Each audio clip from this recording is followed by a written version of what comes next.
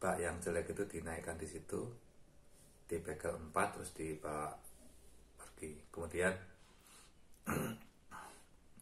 ada bak yang baru ya, itu masuk di situ, kemudian dilepas di situ. Setelah bagel dilepas, baknya digantung di pohon tadi. Kemudian mobil yang laku tadi mundur di bawah pohon untuk memasang bak yang baru yang ini tadi. Nah, kemudian mobil yang laku itu dipasangi bak yang baru dengan bagel tadi, dipasang baut U tadi. Setelah semua terpasang, setelah semua kencang, berarti penggantian bak truk selesai. Setelah selesai baru itu kita ke pekerjaan yang lain. Jadi seperti itu kondisinya. Itu adalah salah satu pekerjaan di dealer. Ada lagi pekerjaan mobil yang dikredit itu ada yang macet sehingga harus ditarik. Nah, mobil yang ditarik itu kadang kondisinya sudah jelek dengan kabel-kabel yang sudah amburadul dan sebagainya, lampu-lampu yang tidak hidup. Nah, itu tugas seorang montir di dealer itu yang membetulkan. Jadi bodi yang jelek itu dilas-lasi, dicat-cat ulang. Setelah cat selesai, finishing, bengkel memasang-masang itu ornamen-ornamen itu seperti setir, lampu-lampu, dan mengkondisikan lampu-lampu mobil semua harus dalam keadaan hidup atau menyala, seperti lampu sen, lampu tanda belok kiri dan kanan, yaitu kemudian lampu besar, lampu depan, lampu stop, lampu belakang, lampu kabin, lampu dashboard atau lampu kontrol speedometer, itu semua harus terpasang dan dalam kondisi yang menyala. Karena mobil itu yang nanti yang dibetulkan itu akan dijual. Jadi pembeli itu tidak mau kalau bawa pulang dengan kondisi lampu yang mati. Gitu. Jadi salah satu pekerjaan di dealer itu tadi menurunkan mesin, kemudian 2 mengganti bak truk, itu pengalaman yang kedua. Pengalaman yang ketiga adalah memasang ornamen-ornamen mobil seperti truk, L300 dan sebagainya yang sudah di renovasi ulang, ada dicat dan las dan dicat ya, dan dibetulkan. Itu pemasangan, itu komplitan, itu adalah pekerjaan bengkel. Itu pengalaman yang ketiga. Kemudian pengalaman yang keempat, mobil yang datang itu kondisi kampas kopling habis. Nah, itu pekerjaan montir mengganti kampas kopling. Pada waktu itu karena bengkelnya juga beberapa orang, cuma ada berapa, 7 orang atau berapa, padahal mobilnya banyak. Berarti setiap montir bisa memegang 1 mobil. Dan saya waktu itu diberi kesempatan untuk memegang mobil apa saja yang ada di situ. Pekerjaan yang apa saja yang bisa saya pegang, ya kita pegang dengan bantuan montir-montir senior yang lain. Salah satunya itu mengganti kampas kopling sendiri.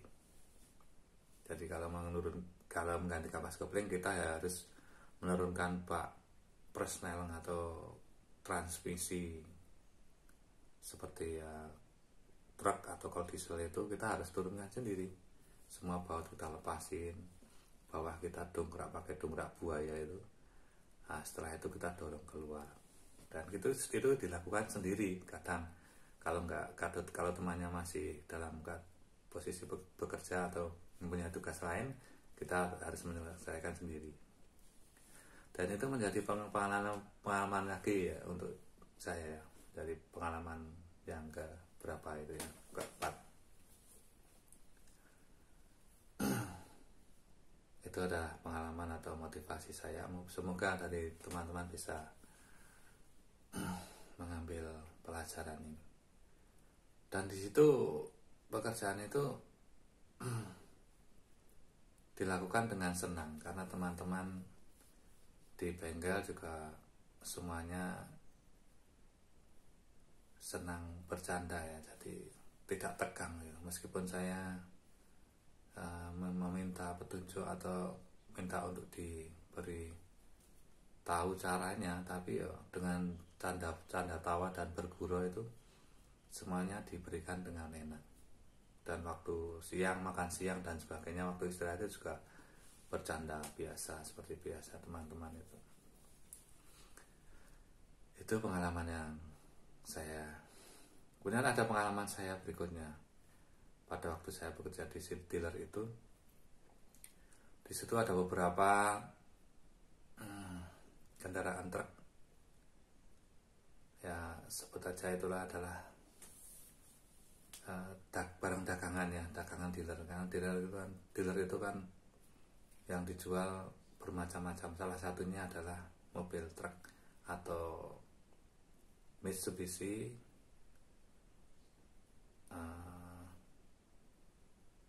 truk ya, Mitsubishi truk PS100 waktu itu ya, PS100. Ada beberapa truk yang harus diparkir di depan, dipajang di depan. Nah itu kalau sore dimasukkan, kalau pagi dikeluarkan. Saya sebagai montir tentunya tidak boleh pegang mobil, karena saya belum bisa nyopir ya, belum bisa mengendarai mobil ya, baru sedikit-sedikit lah. Itu aja belum seberapa. Tapi saya punya keinginan atau punya cita-cita, saya harus bisa menyopir atau bisa mengendarai truk yang ada di situ. Itu tujuan saya seperti itu. Caranya bagaimana? Setiap ada montir senior yang mengeluarkan mobil truk itu tadi, saya masuk ke dalam melihat bagaimana caranya dia melakukan itu. Dari awal di depan, di dalam dealer, awal-awal bagaimana sebelum motor di starter dengan persneling dinetralkan, pegang kopling dan rem, mesin dihidupkan, seperti itu. Kemudian setelah hidup mesinnya, masuk ke gigi satu, kemudian berjalan sampai depan dealer dan melihat parkiran yang kosong yang mana diparkir pelan-pelan dengan mundur, melihat spion dan sebagainya. Saya perhatikan satu persatu, detail sekali saya perhatikan. Montir yang senior saya perhatikan caranya bagaimana. Setelah itu saya benar-benar bisa memahami. Saya minta izin dengan montir yang lebih senior. Pak, saya izin untuk mengeluarkan mobil. Ayo coba silakan. Saya coba pelan-pelan itu. Dari mulai naik ke mobil, persneling dinetralkan, pegang, saya injak pedal kopling, saya injak rem, saya starter. Setelah posisi netral saya starter, mesin hidup, masuk gigi satu, saya berjalan pelan-pelan sampai di depan. Saya lihat parkiran, saya perlahan-lahan sampai lokasi, mundur sampai posisi yang benar. Mesin saya matikan, persneling saya injak rem, persneling saya masukkan satu sama koplingnya. Kopling saya injak, persneling saya masukkan satu. Kemudian mesin setelah mati itu, jadi pertama gini ya, setelah parkir, saya injak kopling dan rem. Posisi masuk netral dulu, mesin saya matikan. Terus setelah mati, persneling kita masukkan ke gigi satu. Nah, kopling dan rem kita lepas, handrem kita tarik. Posisi seperti itu. Ternyata berjalan dengan sukses dan tidak ada kesalahan waktu itu saya lakukan. Itu pengalaman saya yang berikutnya yang sangat berharga. Semoga teman-teman bisa mengambil hikmahnya ya. Kalau ingin belajar, ya kita pelajari benar-benar apa yang akan kita lakukan. Jangan sampai membuat satu kesalahan pun. Kalau toh nanti ada sedikit gangguan ya, yang kita harapkan tidak terjadi. Setelah seperti itu ya, itu terjadi, sudah sukses. Hari berikutnya seperti itu. Nah, tiap hari ikut mengeluarkan truk itu, parkir di depan, sore memasukkan. Suatu saat saya memasukkan mobil. Saya memasukkan mobil, mandornya tahu. Padahal mandornya kan belum tahu kalau saya bisa memasukkan dan mengeluarkan mobil. Waktu itu saya memasukkan mobil dengan dengan maju mundur yang kurang pas. Saya disuruh turun. Saya kira saya mau dimarahi sama mandornya. Ternyata saya harus melihat waktu dia menyopir maju mundur itu seperti apa dia melakukannya, maju mundur seperti itu. Setelah itu saya disuruh naik, kamu harus mencontoh saya, dia bilang gitu. Wah, itu saya sangat berharga sekali. Terima kasih kepada Bapak Mandor itu karena memberikan petunjuk pada saya dan memberikan bimbingannya. Setelah itu saya melaksanakan apa yang menjadi teori dari Pak Mandor tadi. Saya laksanakan maju mundur dan sebagainya sesuai yang diinginkannya, dan saya mendapat apresiasi itu. Dan mulai saat itu saya bisa diberi kepercayaan untuk mengendarai mobil di sekitaran dealer itu, tapi belum bisa keluar karena belum punya SIM. Jadi cuma maju mundur atau mengeluarkan mobil di depan, menata mobil yang ada di dealer itu biar rapi dan sebagainya, itu menjadi salah satu yang bisa saya lakukan maksudnya. Di samping rekan-rekan yang lain atau para salesnya itu sungguh menjadi pengalaman bagi saya yang sangat berharga. Kemudian waktu itu saya juga belum berhenti sampai di situ, karena saya melihat banyak sekali pekerjaan di dealer itu, banyak sekali pekerjaan yang harus dilaksanakan. Salah satunya tadi yang sudah saya utarakan itu beberapa contoh ya. Ada contoh lagi, kabel-kabel yang semrawut, ada yang terbakar dan sebagainya. Itu saya punya cita-cita bagaimana, kapan saya bisa membetulkan kabel-kabel lampu, menghidupkan semua lampu apabila mobil dalam kondisi yang tidak hidup. Bagaimana caranya saya harus belajar. Saya menemui kepala montirnya. Memang kepala montirnya pandai dia dalam kabel-kabel itu, pandai dia. Saya mempelajari dia waktu membetulkan dan sebagainya. Saya ikuti terus, saya bantu terus. Dan di situ saya mendapat pengalaman sedikit, saya terapkan di mobil yang lain. Mendapat pengalaman sedikit, saya terapkan di mobil lain. Suatu saat karena banyak pekerjaan, dealer itu mendatangkan seorang ahli kabel juga. Ya bukannya tidak percaya dengan kepala montir, tidak, tapi biar pekerjaan yang lain ada yang membantu untuk khusus kabelnya itu. Waktu itu datang seorang bengkel ahli kabel-kabel itu. Saya menemui dia. Saya bertanya kepada dia, Pak, bagaimana caranya Bapak mempelajari atau bagaimana caranya Bapak membetulkan mobil, kabel-kabel mobil? Wah, itu mudah nak, gitu dia bilang gitu. Ini caranya cuma seperti ini, kita mencari jalurnya. Memang betul, saya lihat terus, saya perhatikan satu persatu, saya bantu membetulkan itu. Di situ saya mendapat tambahan pengalaman bagaimana cara membetulkan kabel-kabel mobil atau lampu-lampu mobil yang mati. Itu pengalaman saya terapkan di dealer itu.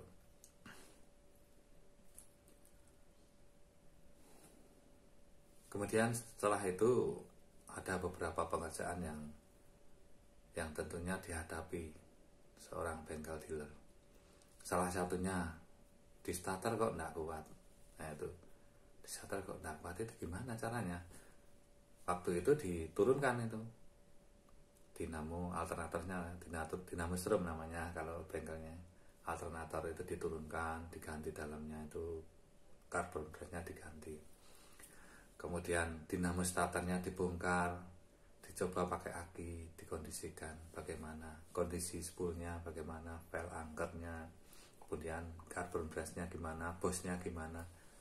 Nah itu berkali-kali membuka, saya mendapat pengalaman di situ. Itu pengalaman yang sangat berharga sekali. Bisa membongkar dinamo dua-duanya. Itu saya terapkan sampai sekarang ini.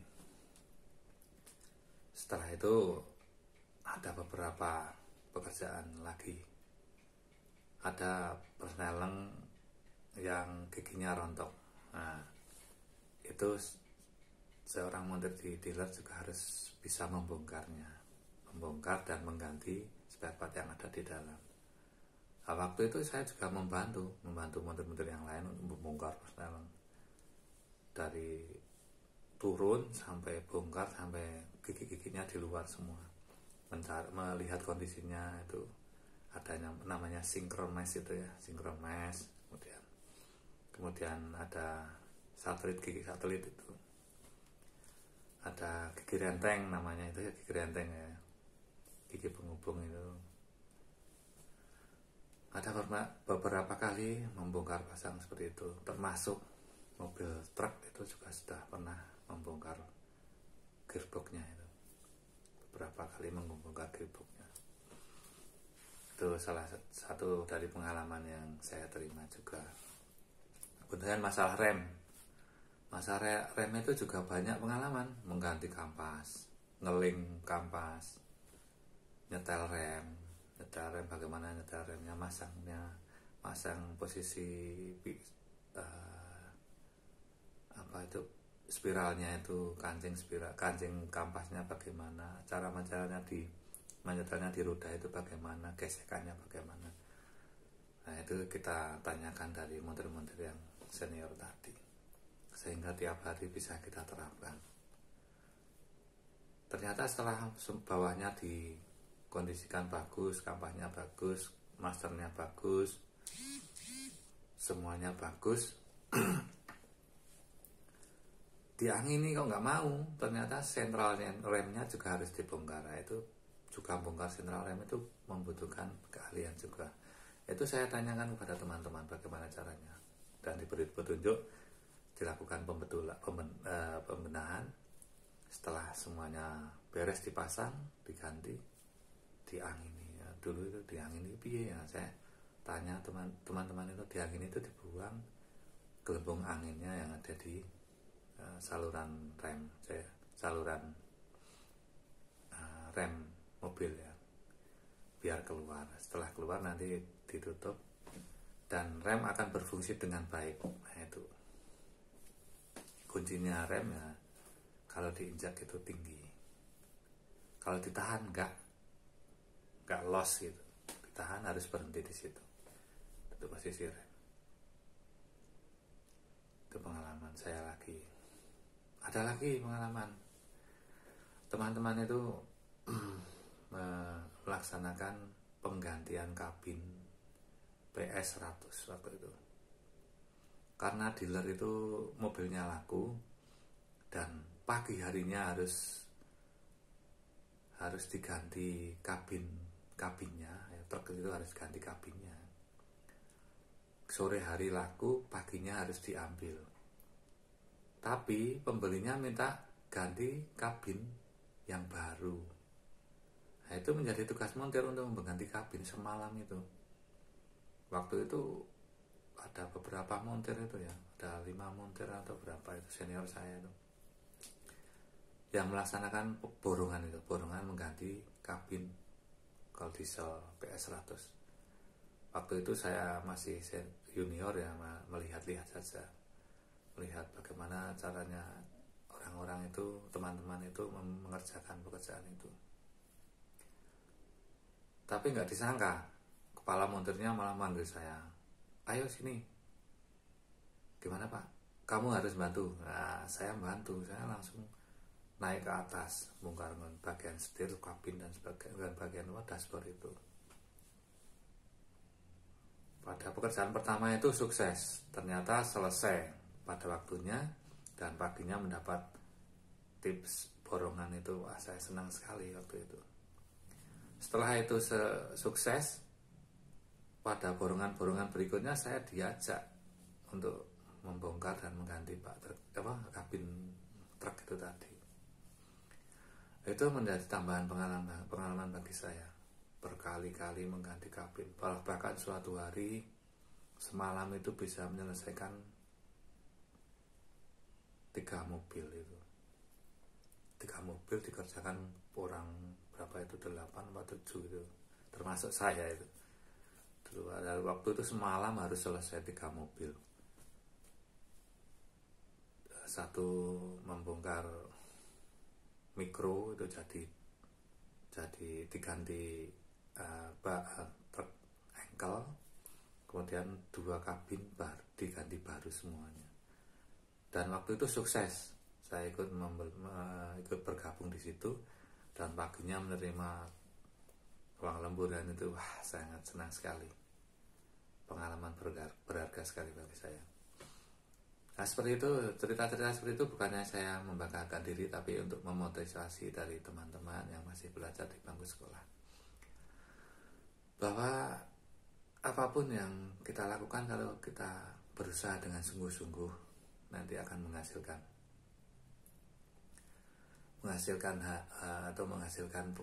buah dari pekerjaan kita yang kita laksanakan itu, tentu dengan rasa